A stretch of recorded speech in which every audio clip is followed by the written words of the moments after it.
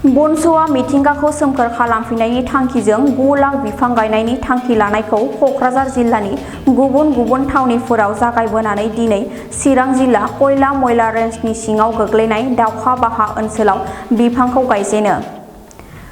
बे बिफां गायनाय हाबाफारियाव कयला मयला हाग्रा बिफाननि रेन्जार जयन्त दैमारिया बाहागो लानानै गावसोरखौ हाग्रा रैखाथि होनो बेबायदि मदद खालामनायखौ गोजोननाय फोरमायो। मानोना बयबो दंफां दानफायबाय, हाग्रा जोबस्रांबायल' होननानै सोंखारियो हाग्रा बिफानखौ, नाथाय रावबो बेबायदि मदद खालामफैया। लोगोसे बे हाबाफारियावनो सिकनाझार wild life conservation and welfare society आरो Chirang district agricultural trading and allied cooperative society मोनहाबो BoNSUनिनो गुबुन गुबुन जिल्लानि मावथिफ्राबो जयै बाहागो लानानै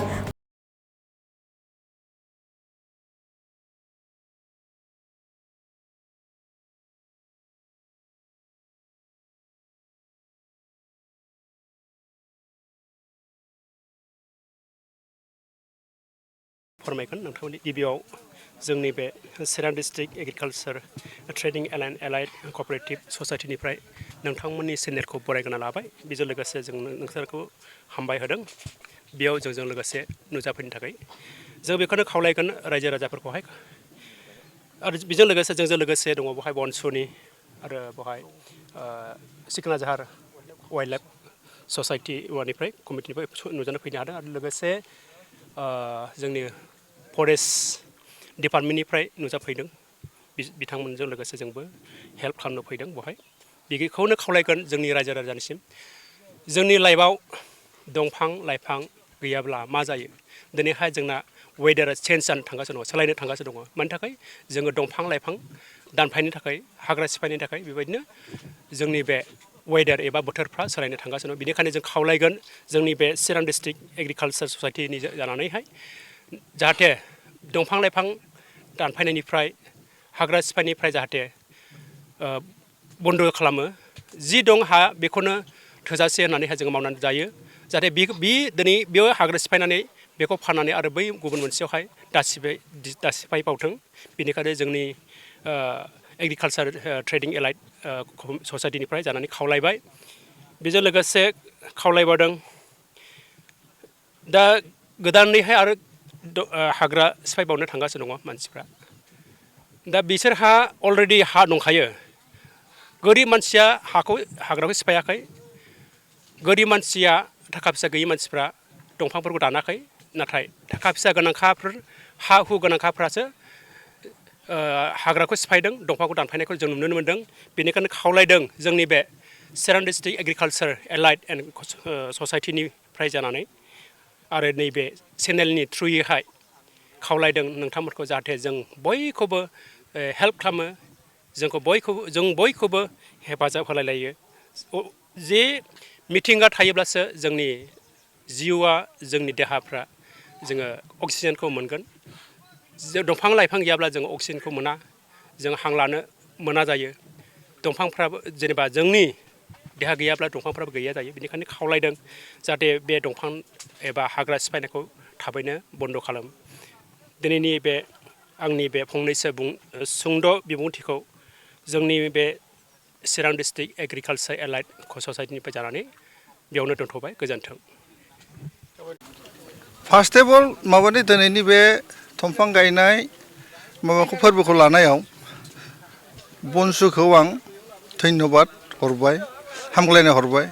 खारन दिनैसिम फरेस्टआ हारसिं नायल' जायल' माने मिरौ जिरौ थांगासिनो दं जोङो। हारसिं ओरैनो खुगाजोंसो मानसिफ्रा फरेस्टखौ हेल्प खालामो। साहा दखान रायलायनानै दंफां दानजोब्बाय, एनभाइरनमेन्ट नस्थ' जाबाय, बेफोरखौ बुंलाबाय थायो। खिन्थु रावबो दावखोबोआ। डिपार्टमेन्टखौबो माबा मोनसे हेल्प होनो थाखाय बिसोर दावखोबोआ आरो जोंखौ सापर्टिंबो खालामा। बेनि गेजेराव दिनै BoNSUआ फरेस्ट डिपार्टमेन्टखौ बेबादि दावखोबोनायाव बा जोंखौ हेफाजाब होनायाव आं बिसोरखौ हाजार धन्यबाद होबाय। खारन जोंहा एसे साहस मोनदों नै दा। जोंजों साइडआव सोरबा दङ, बे साननायखौ जोंबो एसे फिल खालामनो हादों। जायनि थाखाय जोङो एसेबाबो बोलो मोनदों आरो। नङाथ' जों गोजा एथ' बुरजा खैजोन दं फरेस्टआव, खैजोन मानसि दं। बेखिनि मानसिजों जुदि जों पाब्लिक एवारनेस बा सोरबा बिदि अर्गेनाइजेसन जोंखौ हेल्प खालामाबा जों फरेस्टखौ बासायनांगौआ एथ' सम्भब नङा।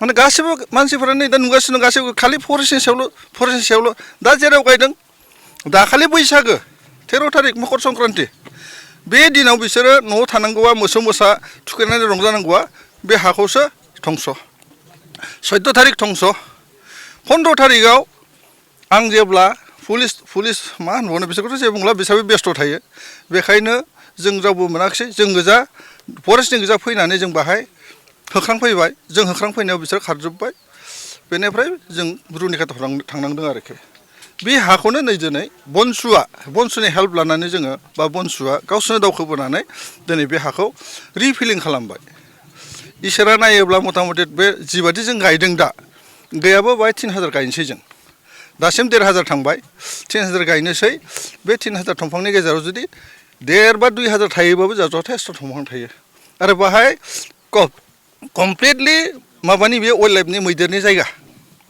बाहाय एकदम सब समय मैदेर थायो ओरैबा मैदेर थाखाबाय थायो दा जोंहा जेरावबो ब्लक जाजोब्बाय ओरै करिडर गैला थांनो जायगा गैला मैदेरा बेखायनो जेराव एसे मोनो बाहायनो थायो बेबो जायगामोन नै दा बेखौबो सिफायनायनि बेबस्था लाबाय माबाफ्रा जोंनि पाब्लिकफ्रा एसे एवारनेस होदो एसे मोजां जादों मानसिफ्रा बुजिदो दंफांखौसो नांगौ आरो बे दखान फाहारे खालि एवारनेसल' बुंना लाब गैया नोंसोरबो ओंखारबो रायजोखौ आं रिकुवेस्ट खालामो अन्नानै नोंसोरबो माबाखौ फरेस्टखौ BoNSU बायदि हेल्प होनो थाखाय दावखोबोदो डिपार्टमेन्टनिफ्राय दासिम बाहाय जेबो गैया ओरैनो जोङो BoNSU हिसाबै बिसोर दावखोबोनायाव जोंनि फुलि लांलाय लोगालाय बिसोरजों गायफागासिनो दं बे फुलिया आरो हेल्प होनाया जोंनाव दं आरो स्पेसिसा बाहाय गाम्बारि दं BoNSU दं बेनिफ्राय दङ 10-12थासो स्पेसिस बाहाय दङ आरोखि जेसेबां जाय हक मोननै दं जोंहा आरो बिदि अनलाइनफोरनो आरो बिदिनो बेखौबो जों गायगोन बबेबा मोनसे जायगा लानानै जों जेसे हागौ बे इनक्ल'जमेन्ट एरियाखौनो सेस्था खालामगोन आरोखि नै दा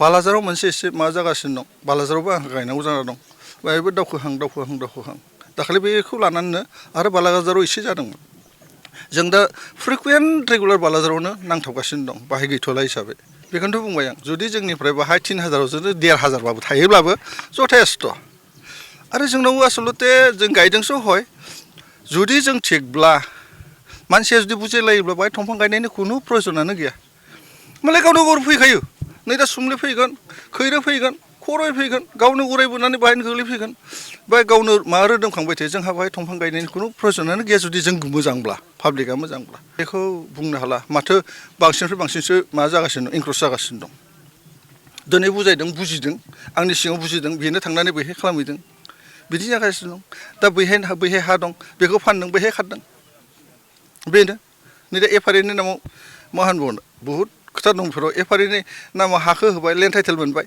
सोरनोबा फानबाय ब्लड बै हा गोनांआव थांलायबाय आरो बाहायबो एफआरए एप्लाइ खालामबाय बे सोलिगासिनो दं